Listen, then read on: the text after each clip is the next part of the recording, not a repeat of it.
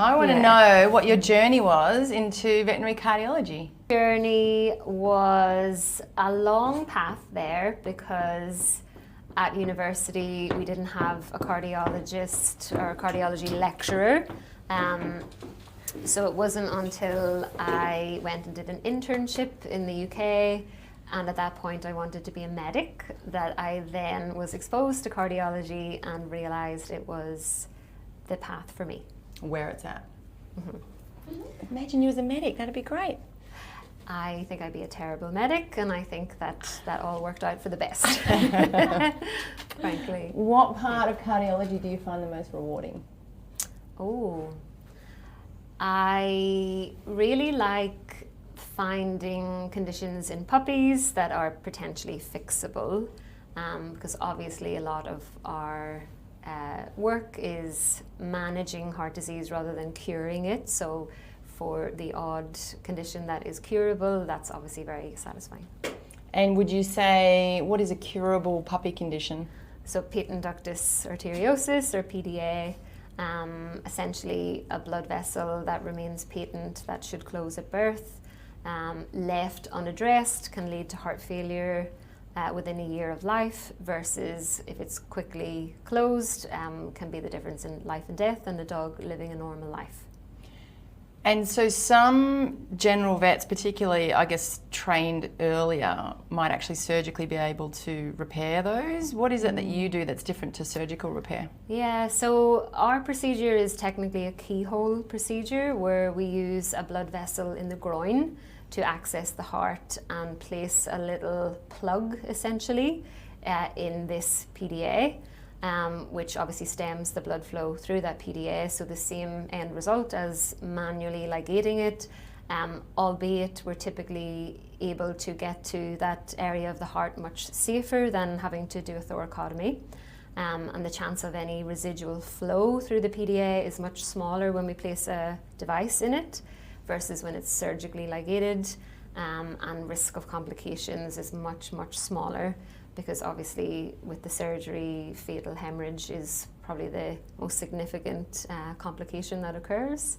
And all of this is through a tiny little one suture wound in the femoral artery, so very satisfying.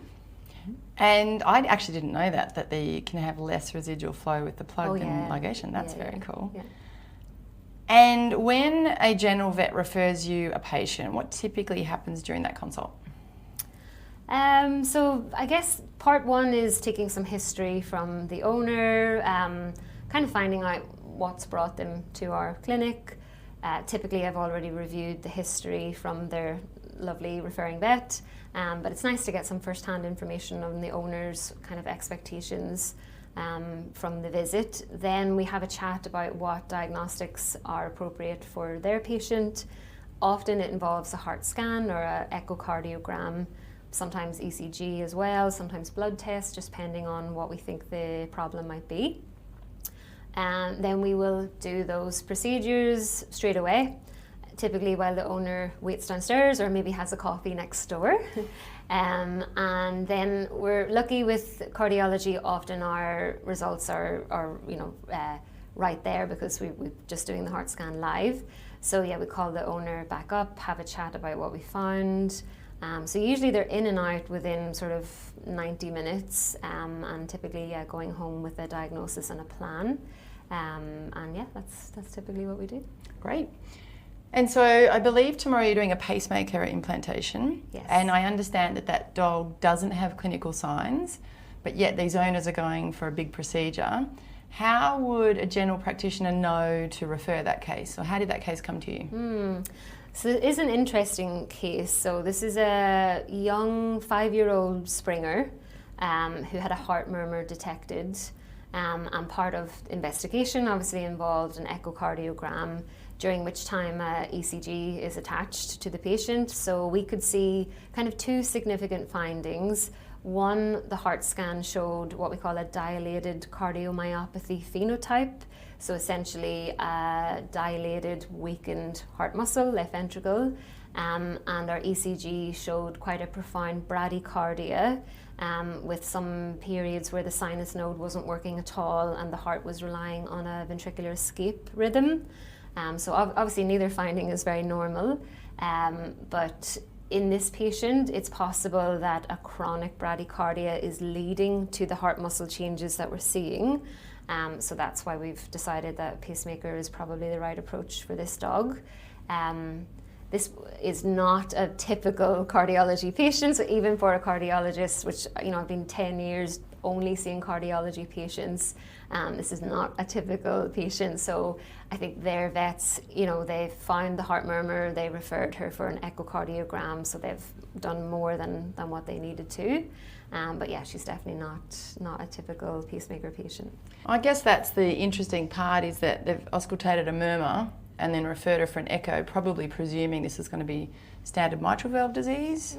I guess the breed would be unusual for that. We do see mitral valve dysplasia, so obviously where the mitral valve didn't form properly in Springer Spaniels. But yeah, I guess any larger dog with a soft heart murmur, we always worry about DCM or dilated cardiomyopathy. And it may well be that is what she has. I guess strictly speaking, we should rule out other conditions that can lead to what we describe as a DCM phenotype, one of which would be chronic bradycardia, and that's obviously the route that we're going down with this patient. And if that is the case, then we would expect the pacemaker to result in resolution of the changes on the echocardiogram, with normalization of heart size and function. So hopefully that's what we'll find with this one. Great. And so would I be right in assuming most of your caseload would be mitral valve degeneration? 100%. And not quite 100%, 95%. And treatment options for that, I know they're evolving. Yeah, so this is probably the area that's most exciting in cardiology or veterinary cardiology. So until recently, our only options for managing dogs with mitral valve disease or myxomatous mitral valve disease was medications. And absolutely there's a place for medications. We have a lot of evidence showing us how beneficial they are. Certainly for managing symptoms, they improve things dramatically. But at the end of the day, the issue is a leak in the mitral valve, and these medications are not doing anything about that leak. Only something physical that can reduce the leak in the valve is the only long-term treatment option. So particularly surgical mitral valve repair, where we place a patient under cardiopulmonary bypass. So essentially their heart is stopped for the duration of the surgery on their valve. But during that time, their heart is going through a heart and lung machine, which is essentially acting as the heart and lungs for this patient. The heart is opened and the mitral valve is repaired, which involves placing some false cords in the valve to try to improve its apposition, and what's called an annuloplasty, so like a purse string suture around the annulus of the valve, basically to tighten it up, with the idea that if we can reduce the leak in the valve considerably, these patients can come out of heart failure, can come off their heart medications, and essentially their heart is no longer a life-limiting issue. So this is probably the area where in the past 10 years mitral valve repair has become, I can't say increasingly common because there's still only very few clinics in the whole world offering the surgery, but in terms of the best long-term outlook for a dog with mitral valve disease, it's definitely mitral valve repair surgery. Great.